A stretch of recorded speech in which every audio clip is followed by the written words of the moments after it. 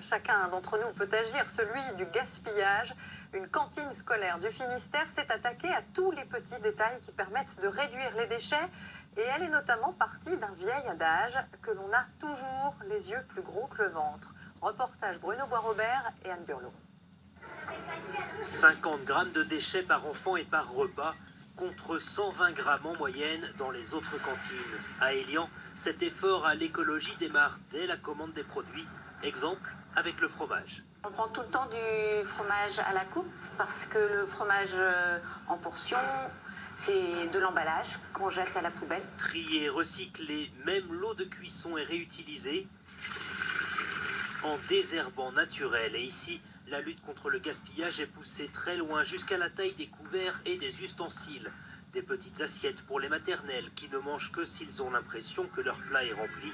Pour les primaires, des cuillères de service plus petites, partant du constat que quand un enfant se resserre, c'est toujours 2 ou 3 cuillerées.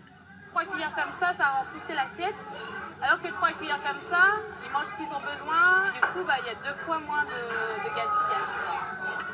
Et ça marche, les assiettes sont presque toujours vides.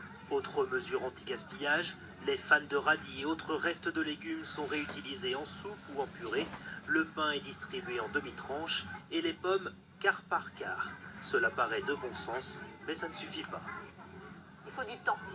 Il faut du temps pendant le service. Après, dans des selfs, c'est peut-être plus dur aussi.